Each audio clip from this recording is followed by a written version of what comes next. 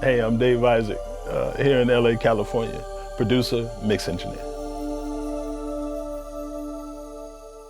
Coming up in Detroit as a kid, it was really like the boot camp of life for me. It taught me how to hear.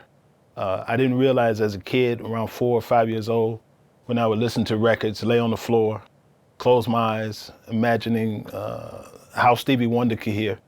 And I would listen to the music and try to imagine myself down in Motown with the Supremes or with Stevie Wonder or Michael Jackson, different people. And I didn't realize that I was feeding myself a way to hear, a way to listen with detail, whether it was to arrangements or the performance, but more importantly, I was teaching myself how to hear energy. In the course of that, by the time I was 14, I was professional, working with different artists such as Parliament Funkadelic and at that time the Dramatics in the Detroit area.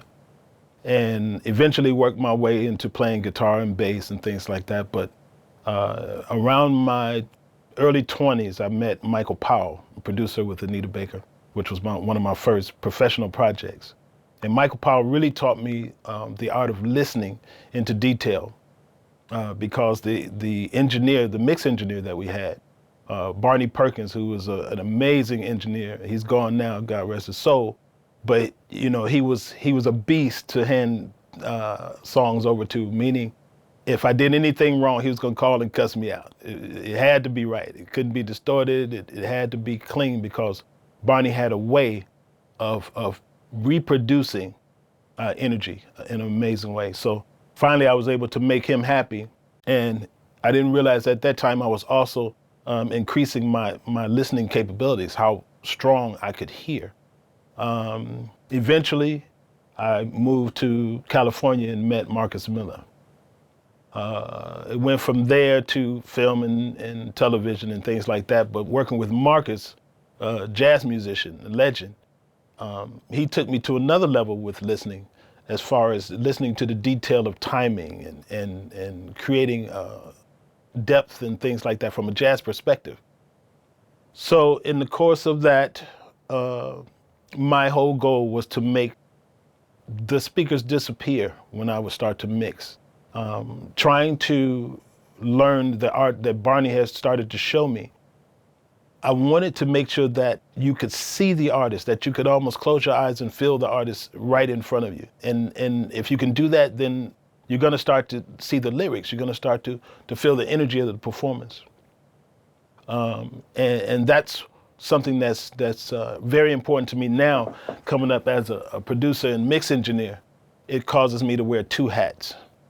As a producer, my main goal is to capture the artist's talent, and after that, the energy of their performance. And that means every nuance, every inflection, volume differences.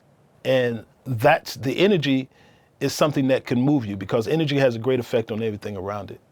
And if you can get a great performance from the artist or band where you have the right energy, it's going to move the listener. In doing that, now you need great gear, like Dangerous. The 2 Buzz Plus, I mean, really like with the 2 Buzz Plus, I find myself now not having a need for a console. I mean, you know, consoles are beautiful, and I came up on consoles, and I've worked on just about every console you could think of. But I have the sonic quality that I would get from a console. I have the sonic image in my mixes that I would get from a console. Well, the first console I worked on was an old MCI console. Back at the same time, we had the MCI JH24 machine, so it was a bear to learn all that stuff.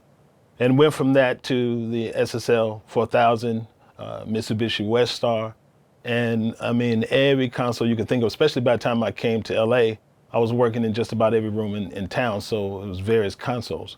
But the thing for me is, by the time I got to Hannibal Studios with Marcus Miller, and we had a Euphonics console, and it was a $500,000 board. But the problem was, you know, we were sitting there really with 2 to 4 channels up. And it ended up being just a lot of real estate taking up, you know. And the thing for me is, I constantly wanted to find something that could take up less real estate, but give me the sound of a console. And I've tried everything, even with some of the summing mixers. I've gone through summing mixers, but once I got to the 2 Buzz Plus and the Convert 8s, I felt like I was home again. I felt like I was back in front of a console. So when it comes to mobility, the great thing about it, I could take a rig like this here anywhere I go. So whether I'm recording or whether I'm mixing, especially when I'm mixing, because if I wanted to sit with a producer, if I'm not producing the project myself, I could sit with the producer or I could sit with the artist and we can go through the song and they're hearing it exactly the way I've heard it the whole time that I've been working on the project, with the same detail, with the same clarity. And that's real important to me. So that way they don't feel like they're hearing something different than what I'm hearing. I want to make sure that we're both on the same page. They're hearing the same energy. They're hearing the same detail as we sit and listen to it together. I can take it wherever I go. I can take it on a plane, as long as I have a great rack for it, of course. And I could take it to artists. I can take it anywhere. So, that really works for me because you can't do that with a console. I'm sorry. One of the cool things for me, let me straighten this out, is when I reach for these knobs, I know that Dangerous has it as a harmonics and paralimit and X former, but I like to think in the music sense. So for me, this is my money knob right here. This is my hip hop, pop, R&B money knob. It gives it this nice loudness that I like, and it's a musical loudness. It's not too bright. It's not too. It doesn't change my low end and make it have too much snap. And then if I reach here, I'm actually reaching for a little bit of harmonics, but I like to think about this as just that little magic touch. So I got the money, I got the magic, and then I have the warmness. This is like just put a blanket on it and make it feel real nice and cozy, something with some hot cocoa, right? Because literally, I could go into the technical side of all this, but hey, Dangerous and Fab has done a beautiful job with that. I'm not going to tell y'all anything any different than that. But I feel like I can go and get something special, something musical, and create another vibe. So, all right, gang, I'd like to thank you guys for watching. I'd like to thank Dangerous for having me. And listen, if there was anything I could say before they fade this out and get rid of me, is to take the time, whether it's through headphones or earbuds or just sit in front of speakers and close your eyes. Just stop looking at the colors of the drums and the color of all that stuff in Pro Tools and Logic. And train your ears to see sonically with your mind instead of with the levels on the console or on your DAW and things like that. Learn to listen, and when you really do that, you hear all this beauty that things like the Dangerous Gear brings you. The Davey Isaac out.